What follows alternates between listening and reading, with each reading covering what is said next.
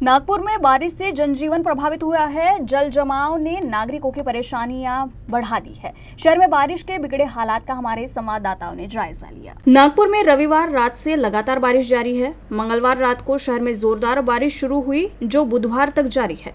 लगातार होती बारिश से शहर की सड़कें तालाबों में तब्दील नजर आ रही है। उपराजधानी में कई इलाकों में जल जमाव की स्थिति बनी हुई है, जिससे वाहन चालकों को भारी परेशानी का सामना करना पड़ रहा है। हर बार की तरह इस बार भी नरेंद्र नगर अंडर ब्रिज पानी में डूब गया है। इसी के साथ नवनिर्मित सोमलवाड़ा आरयूबी भी पानी में डूबा हुआ दिखाई दिया। बारिश के चलते अंडर ब्रिज में करीब 4 से 5 फीट तक पानी भर गया।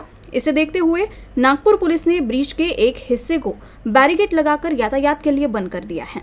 गेल्या 3 दिवसांपासून नागपूरसह विदर्भात पावसाची संततधार सुरू आहे आणि काल रात्रीपासून नागपुरात मुसळधार पावसाला सुरुवात झालेली आहे आणि मुसळधार पाऊस म्हटलं की नागपूरकरांना भीती वाटायला लागते, कारण पावसाच्या आठवणी या ताजा होतात। गेल्या वर्षी सप्टेंबर महिन्यात नागपुरात मुसळधार पाऊस आला होता, पूर सदृश स्थिती निर्माण झाली होती आणि त्या ज्या आठवणी आहेत त्या नक्कीच नागपूरकरांना नको आहेत। आणि आपण पाहू शकता काल रात्रीपासून नागपुरात मुसळधार पाऊस सुरू आहे आणि या मुसळधार पावसानंतर नागपुरात जागोजागी पाणी साचण्यास सुरुवात झालेली आहे आणि अनेक ठिकाणी पाणी साचलेलं आहे। अनेक खोलगट भाग हे पाण्याखाली गेलेले आहेत। मी आहे सध्या नागपुरात नरेंद्रनगर ब्रिज जवळ।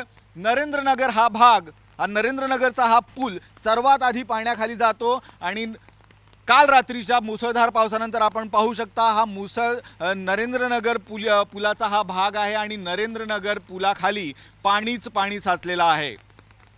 हवामान विभागाने दिलेल्या माहितीनुसार नागपुरात सकाळी 5:30 वाजेपर्यंत जवळपास 172 मिलीमीटर पावसाची नोंद झालेली आहे आणि मुसळधार पाऊस हा सुरूच आहे आणि येते 1-2 दिवस हा मुसळधार पाऊस कायम राहण्याचा अंदाज हवामान विभागाने वर्तवलेला आहे। आणि आपण पाहू शकतो या मुसळधार पावसानंतर नागपुरात जी स्थिती झालेली आहे, नागपुरातला नरेंद्रनगराचा हा पूल पाण्याखाली गेलेला आहे। अर्धा पूल हा पाण्याखाली गेलेला आहे आणि पाणीच पाणी साचलेलं आहे। दोन्हीकडून या रस्त्यावरची वाहतूक बंद करण्यात आलेली आहे नरेंद्रनगर पुलाखालून आणि नागपुरात अनेक ठिकाणी अनेक भागात अशीच स्थिती निर्माण झालेली आहे। असंच चित्र पाहायला मिळते आहे। आम्ही दिवसभर या सर्व घटनांचा, या सर्व पावसाच्या बातम्यांचा आढावा तुमच्यापर्यंत पोहोचवणार आहोत। सर्व बातम्या आम्ही तुमच्यापर्यंत पोहोचवणार आहोत आणि विविध भागात जी स्थिती निर्माण झाली आहे पावसामुळे ती स्थिती आम्ही तुम्हाला दाखवणार आहोत।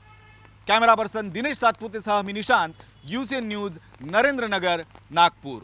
नागपुरात मुसळधार पाऊस म्हटलं की खोलगट भागात पाणी शिरणं ही सामान्य बाब आहे आणि मी आहे आता नागपुरातल्या सोमलवाडा अंडर ब्रिजमध्ये आणि हा नवनिर्मित अंडर ब्रिज आपण पाहू शकता कशा प्रकारे मी गुडघ्याभर पाण्यात आहेत आणि आपण पाहू शकता इथे कमरेपर्यंत पाणी साचलेलं आहे। अख्खा एक माणूस यात पाण्यात जाऊ शकतो एवढं पाणी इथे साचलेलं आहे आणि ही आहे मुसळधार पावसानंतरची या भागातली स्थिती। सोमलवाडाचा हा नवनिर्मित ब्रिज आहे आणि आपण पाहू शकता कशा प्रकारे इथं मोठ्या प्रमाणात पाणी तुंबलेलं आहे आणि कुठल्याही प्रकारे पाण्याचा निचरा होण्याची व्यवस्था इथे नाही आहे। अशीच स्थिती नागपुरातल्या अनेक खोलगट भागात आपल्याला पाहायला मिळते। आज मुसळधार पावसानंतर गेल्या रात्रीपासून नागपुरात हा मुसळधार पाऊस सुरू आहे आणि येते काही तास हा मुसळधार पाऊस राहण्याचा अंदाज वर्तवण्यात आलेला आहे। मी तुम्हाला दाखवू शकतो कशा प्रकारे इथे गुडघाभर पाणी साचलेलं आहे।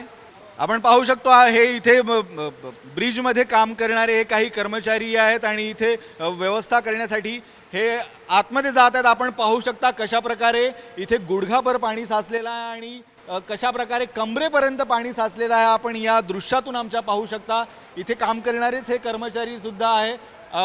सुरक्षेच्या दृष्टीने हे इथपर्यंतच जाणार आहे। पण पुढे मोठ्या प्रमाणात इथे पाणी तुंबलेलं आहे आणि इथे दोन्हीकडून रस्ते बंद करण्यात आलेले आहेत। आणि महत्त्वाचं म्हणजे मुसळधार पावसाची ही स्थिती पाहता आज जिल्हाधिकारी कार्यालयाकडून सर्व शाळांना आणि महाविद्यालयांना आणि कोचिंग क्लासेसला सुद्धा सुट्टी जाहीर करण्यात आलेली आहे आणि पूर्ण जनजीवन या मुसळधार पावसानंतर नागपुरात अस्तव्यस्त झालेलं आहे।